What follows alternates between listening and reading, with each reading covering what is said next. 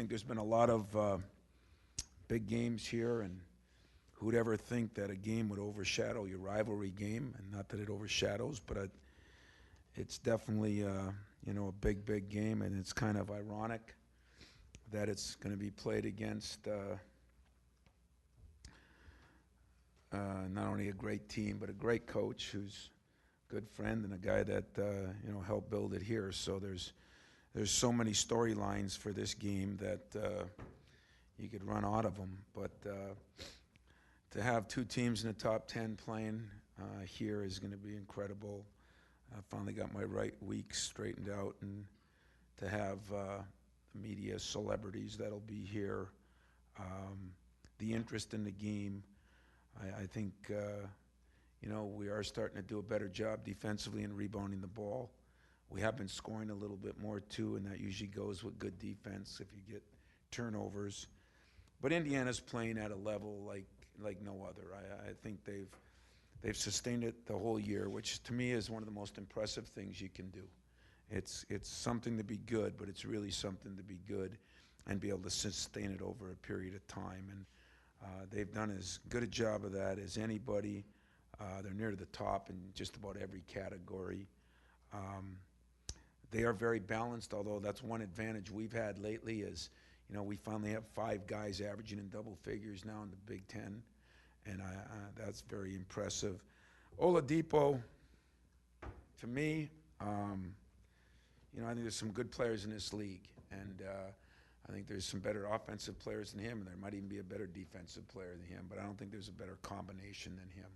When you look at he's leading their team in field goal percentage, and he's leading it in steals, and that kind of tells you the bottom line about Victor Oladipo. He's got the highest motor I've seen in years. He's got the ability to guard 1 through 4. He's improved his jump shot so much. Even his three-point shot, he's better at putting the ball on the floor. There's a reason why, if he didn't get on that Wooden Award thing, somebody was insane. So there's a reason why he's jumped onto that, because he's earned it. Zeller, I think, is playing better than we played him. You look at the last 5 or 6 games, we were the last team to hold him in single digits. I think they're going to him a little more. I think he's been more aggressive. But nobody can match what Watford and Sheehy have done. I mean, Watford's shooting 55% from the 3 in the last 5, 6 games. He's on the same terror that Hardaway was on. Sheehy is just, he's up for everybody's 6th Man of the Year award, and deservingly so. So their depth is really good, and Yogi's playing and shooting better. So I don't know one guy that's not playing better from the last time we played him. At the same time, I think we're playing better than the last time we played him. So that should lead for as good a game as it can be. You always hope the games are as good as the billing.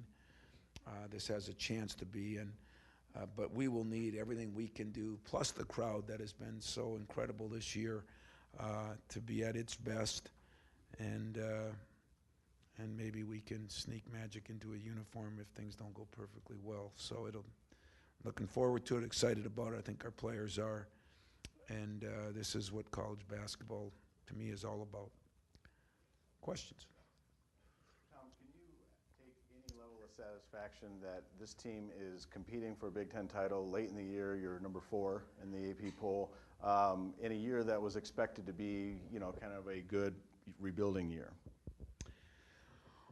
Well, I will admit I am surprised. I was going through it today, and I think we've already played 5 or 6, or probably 7 or 8, 9 teams that have been ranked in the top 10. When you talk about Miami and Kansas, but I think we have played after this one like 6 games that have been ranked in the top 10 in the Big Ten alone. So we're playing a heck of a schedule, and I think our RPI was 5th going in here. And yet I didn't foresee all this coming. I'm not going to lie to you. I said it all along that in some ways this team has exceeded, but some of it is because I didn't know where Dawson would be. I didn't know some of the things. I still think he's a ways away from where he needs to be, but I think some guys have made some serious improvements. Payne has made serious improvements. Nix has made improvements. Appling's made improvements. Harris was better than the billing. Valentine has definitely been a very instrumental part, and Dawson has been still pretty good considering what he's gone through. So I always said the pieces were there as we get the puzzle put together. We are getting better defensively. The last 2 games, we've rebounded the ball very well. Still don't think we're in the area both defense and rebounding that Michigan State's normally in, but I think we're making strides at the right time. But this is the blunt of our schedule, and we've all said it.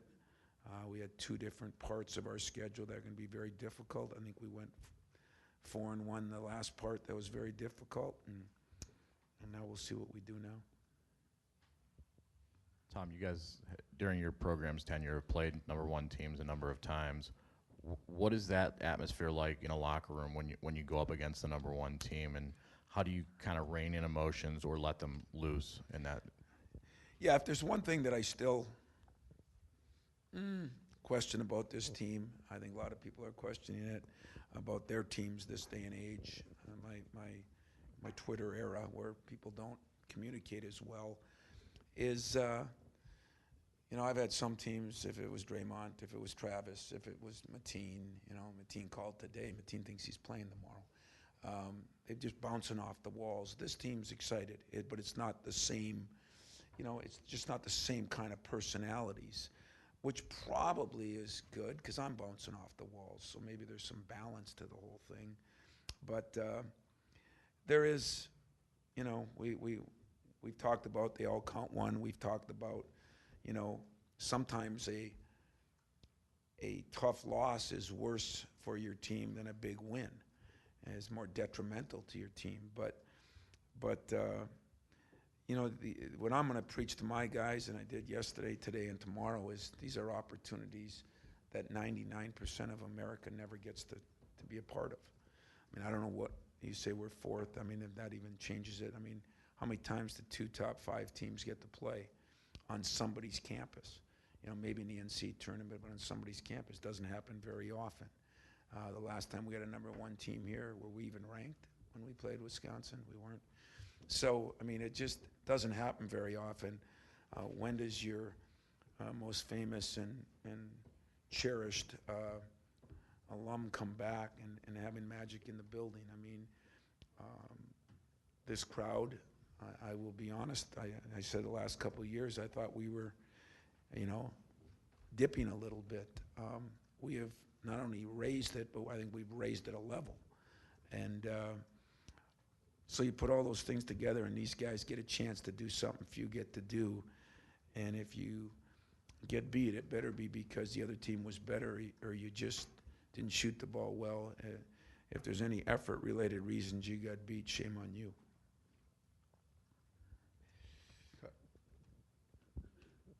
I'm just wondering about Dawson. I know tweaked his ankle a little bit. Is he okay? And is Trice definitely out for this game? Well, Dawson, it wasn't the ankle I was worried about. I mean, the last game, I was a little concerned about his head. He just wasn't with it. And he even said it once on the bench. He was frustrated with himself. But the ankle's fine. But we need him at a high level. Trice practiced 10 minutes last night, just in the layups and that. And they're going to do some more testing today. I feel bad, but I'm almost tired of talking about it because I have no answers for you. I have no, it's wake up in one morning and headaches are gone and you get to play, I guess. It's a frustrating thing, I think, for me, for our doctors, probably for our fans, but probably most for him. And, until we can get him back, it makes it harder on us in a lot of reasons. Trust me on that. So Dawson will be fine. Trice will be, if he does. We were hoping to get him back Saturday, get his feet wet in a game again. But now what is this, 5th or 6th game he's going to miss? And a lot of practice time in there. And he hasn't been able to do nothing, as you know, except maybe shoot the ball and shoot some layups. So I'd say, what do they say in football? Very doubtful, but possible, depending on today when he wakes up tomorrow. All the big games you've played here, you look at the Big Ten standings today, you have 5 left, and your next 4 are against the other top 4. In your 300 years here, do you ever remember that happening? No. In fact, I even asked Judd because he had 200 years before that. And so in a long time, I mean, it's never even been anything close, you know, not even been close. And I don't think anybody that's been around anything in this league can remember it being this many teams or having a schedule like we've had, you know, because I mean it just happened that this year we get all those top teams twice, so you're gonna play them all the time. I mean, you talk about this is a gauntlet. We just had one. You had some at the beginning. There's never gonna be a break because you're playing all those teams, and you had Minnesota and Illinois in there. You had Minnesota for sure in there, and that means you're playing the top 5 teams twice, and so you're going to have a lot of these. And you know, what kind of tolls are going to take on us? How do we respond? It's going to be interesting to see. It'll be, then one nice thing about it is the rest of my coaching career, I'll always have a base to look back on because it can't get better than this, especially when you only play some teams twice. It could never get harder. So in some ways that'll be good for me. Tom, I know you don't like to play your friends, but Tom was here to help you build this thing in the beginning, and he's certainly done a really good job turning that program around. As close as you guys are and as tough at times as he's been through for him, part of you happy for him with the way things have gone for him at Indiana? I'm ecstatic for him, you know. Let me tell you something. If you got to play, I mean, I don't want to compare it because it's not comparable, but if I had to play somebody else in this league and we're both playing for the championship, it'd be like the 2 brothers playing for the Super Bowl, you know. I don't like doing it. They didn't like doing it. But I thought John Harbaugh had a great line, you know. The only thing that could be worse than this is one of us didn't make it. And it's kind of true. I know what he's gone through. We've talked about it a lot in the first couple of years, but, you know, it's just farther longer ago to remember it. But we went through some things here too, you know, not quite as bad as what he went through, but we still went through some things. So he's done a great job, just like he did at Marquette, of building it. I'm proud and happy to say that I think he's used a lot of the things we did here. But I'm only happy to say it because he helped me do it here. So it wasn't like I did them, we did them. And consequently, you know, his team has been the same way. You know, they like to run. They're at the top of the stats in a lot of categories that are important. And, you know, and he's got a special guy, you know. He's got his own Cleaves in Oladipo, you know. He's a guy that just, winning is the most important thing to him. And I think that branches out to the rest of their guys. And so if you really take a look, you know, when he had Wade at Marquette, when he, you know, that's what we do in these programs. When you get certain players that can lift up the whole program, you ride them like a horse in the Kentucky Derby, you know, and that's what he's doing, and that's what we've done. Without Trice, he was there in the first meeting. You guys were pretty up and down the court in that battle. Does that change the tempo for you guys? And do you think that Denzel can handle that up and down nature? Well, you know, the 2 things is, you know, they've got 2 point guards they bring in, and they've got 3 or 4 other guards that they bring in. They're all athletic, and I said all along that I thought Indiana by far has the best depth. They've developed that depth, and I think you know, with 2 point guards in there playing a lot, it, you know, reminds me of our Final Four team with Walton and Lucas. So that's always a help, and I mean, I think Denzel can handle some things, but it's a lot harder to handle things when you got 2 jet, quick, small point guards. And That's where Trice, everybody talks about what he would do offensively. I think Trice would help us defensively in some of those things. But it is what it is, and it'll be what it'll be. And we're going to have to find a way to win a game without him. And Keith, at least Keith, you know, I said at the beginning of the year, he's the best conditioned guy that I think we've had since Charlie Bell, you know, and that's 10, 12 years. So, I mean, he is a phenomenally conditioned athlete that can go and go and go. But, you know, we have those stupid things called fouls in our league that create some problems too. I heard somebody the other day, was it Bill Raftery or somebody talking about adding 6 fouls to college basketball, and I second that, you know. But Denzel will handle his. He's handled it better. He's gotten better each and every game too, and we'll see how he does. But he's going to have to.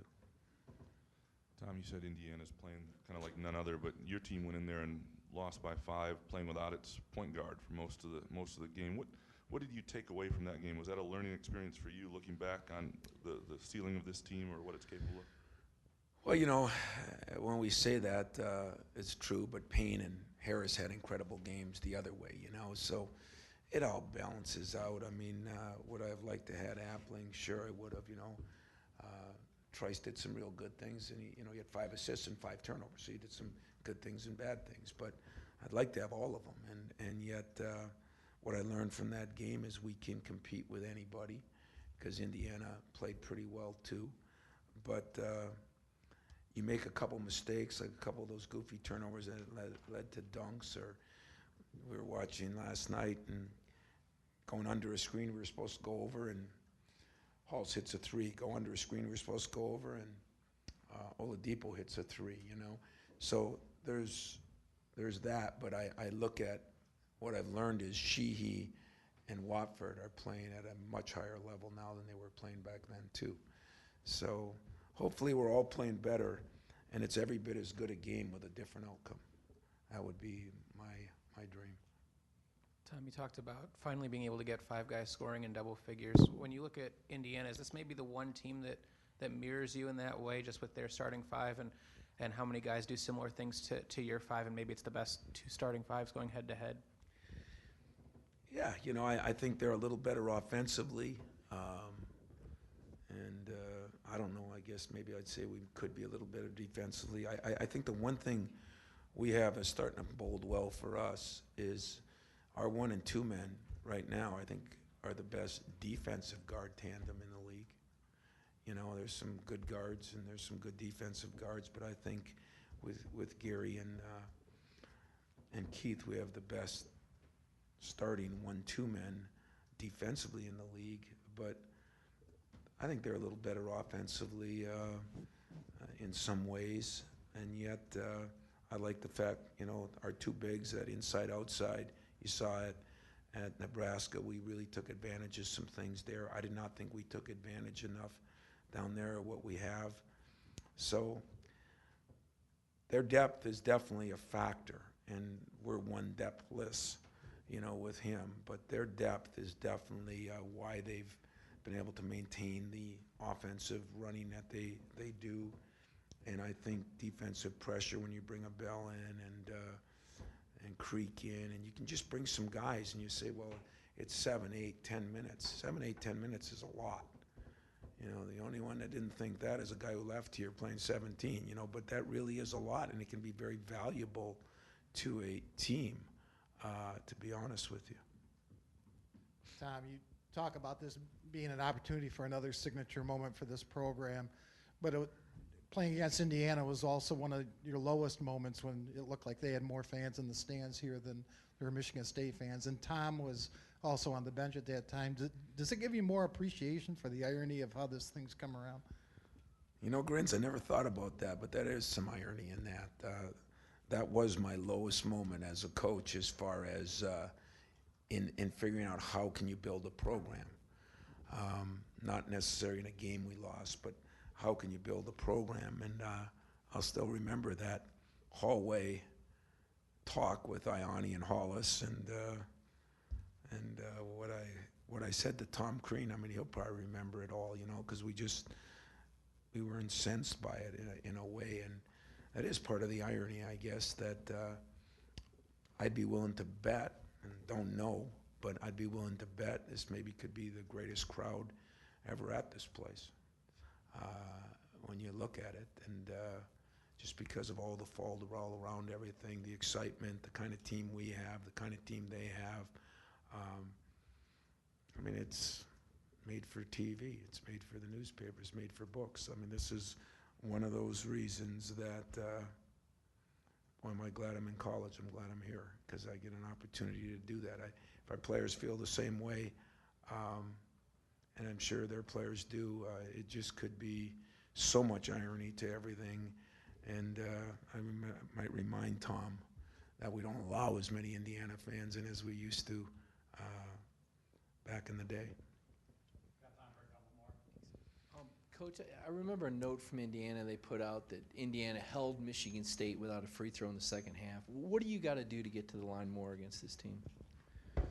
I got to get Uncle Frank and Brother Jesse to do a better job calling them, probably. But we haven't done as good a job. It's one thing we talk to our bigs about. Everybody talks about what Zeller doesn't do. And people are mad. He's not more physical. He's not more this. When you get to the free throw line 8-9 times a game, you're doing something, and you're doing it pretty physical. And so I would say in some ways we have to do a better job of taking it to them, not falling away and shooting those kind of shots. And I think we got to be more aggressive with the ball. But having Keith out of there hurts that too, because he is the more aggressive guy in penetrating, gets to the free throw line, puts people in a position where they can get to the free throw line. So maybe they did hold us. Maybe we self-checked ourselves too, and maybe a combination of both. So we can't. They lead the world, I think, in free throws taken in a game. I mean, when we played them down there, they were on 30. I think they're 29 now or something, which is unbelievable. And I think it shows their aggressive approach with multiple ball handlers and why they do a good job of that. And so we got to do a good job ourselves in getting there. And I think they did do a good job holding us. I think we did a good job holding us, and the combination was catastrophic not to get to the line the second half. Tom, I know Keith has put a lot on himself for that last game there in his performance. But He should have. No, you mentioned earlier horses that you can ride. Is he becoming that in a way for you? I mean, I'm not saying he's Mateen Cleaves yet, but just as a guy you look to on the team. Well, I do. I look to him on both ends, too. I think he, like I said, Mateen was a great defender, and Trav was a great defender, and Charlie. But this kid doesn't have to take a back seat to any of those guys defensively. I mean, he's probably the most athletic of the bunch. But it matters to him. He practices it every day, and he's getting a little more confident now. He's using ball screens better. It was a shame. He had some good shots in the last game, and he missed them. But he's getting better at that. I feel very comfortable with him hitting threes, shooting the ball, even though he's missed some. He's a guy I'd love to have on the line at the end of games, even though he's missed a free throw here and there. Yeah, he's a horse I can ride, and what I love about him is he does have the toughness. And you know what? He's been through a little adversity, and I think that any guy that has is usually a better player. You look at Oladipo, for example. After his freshman year, I mean, he was no shoe-in to be at Indiana, much less be a star at Indiana. And look what he's done. And I think any time guys go through some adversity, it makes you a better person. And Keith Appling right now he's getting better each day. I think he's starting to understand how valuable certain things are that he didn't think were valuable, and doing a better job. He's got his little iPad watching film. He's doing a better job of that. It's kind of exciting. Tom, knowing how competitive Crane is, when he won one Big Ten game the first year with all those walk-ons, what do you remember about those conversations, and what did you tell him? Well, I mean, if you remember, was it the first year or second year we played down there, and they played us pretty well. And, I talked to him. I went over to see his house that day, and don't normally do that on game day, but I think he felt they were so bad he didn't mind asking me. and I almost thought they were, so I didn't mind going, and that was almost a big mistake, you know. But he's always had his team competing. You know, when they weren't very good, they played a lot of people well or played hard. And, you know, sure you have those conversations like, what am I doing, or what did I do, or did I make a mistake, or, you know. And I told him from the day he called me or they called me about him for the job that it was a no-brainer to me, you know, and there was nothing against Marquette and everything else, but I just thought it was the right job for him. He's still a Midwest guy. You know, even his brother-in-law had worked there some. It was just a no-brainer. And, you know, and I think like all of us, you know, you kind of wonder. I mean, I never left a great job to get this job, so it wasn't the same for me as it was for him. He was already winning, and he had to take, you know, 4 steps backwards, but now he's made up and then some, because he's got a chance here to build a program that I think you know, would be as good as any in the country. Let's sneak a couple in real quick. Are you stunned when you think of the fact that Indiana has not won here since 1991? I mean, you talk about all the history in this game, but 17 straight losses here, haven't won here since 1991.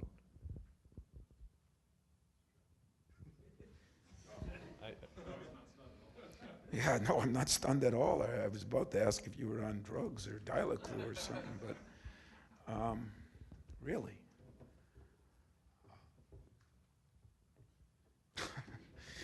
I don't know. I mean, hell of a lot of teams have beaten us in that time here. I mean, not everybody's beaten. I mean, Northwestern, Penn State, they all got us. You know, I don't know. That's a strange event that's happened, I guess. The only thing I can say is I hope it doesn't change, but I'm kind of shocked by that. You got me speechless, Joe. So Sorry, I got another one. You're talking about depth. Obviously, time. Costello is going to help you. Are you feeling like he's now someone who helps at least you stay big and he can come and give you a few minutes? And in this game, could he be key for a little bit of defense on Zeller for a couple stints? Well, I don't want to sound like a broken record, which I normally do, especially when you've been in the same place a long time, but I remember me talking so much to you guys early about what a poor job I was doing with our rotation, and I vowed I was going to do better, and then I did better for a little bit, and then all of a sudden everything went to hell again. We still have no rotation. You know, we substitute by necessity, it seems like, whether it's fatigue or fouls. And I think Nix could be a much better player if I subbed the way I subbed 90% of my career here. And that's had a plan down. And before a guy got dead tired, I got him in and got him out. And that's one of the things we've been talking as a staff. If we could do a better job of that and getting a little more trust in some guys, that may happen, you know, now. And yet it's been a funny year, because when we started to do it, then all of a sudden we lose a player at Christmas. We started doing it, then we get another player hurt. And so it's been a ragtag way of doing it, but we've ham and egged our way through. But I think if we want to try to take one more step, getting some consistency with a Costello or even a Ghana, but getting some consistency. I thought Costello in the last game, he blocked some shots. You know, he jumps pretty good, but you know, when he goes to dunk, I tell him it takes him a week and a half, but yet he's got great timing on a block shot. You know, it doesn't make sense, but that's why he's a freshman. He's trying to figure it out. I'm trying to figure him out. We're all trying to figure each other out. But I know one thing I don't have to figure out. The guy got a heart about this big. He's got incredible intelligence, and he's tough as nails. And those are good qualities to have for a guy who's trying to get better. And what I think was going to surprise people is he really shoots the ball pretty well too. And so his future here, in my estimation, is going to be extremely bright. And that's one of the things, you know, we get to talk about everybody else's freshmen. My 3 freshmen have done a pretty damn good job and are getting better every day. And I think that's going to bode well for us down the stretch.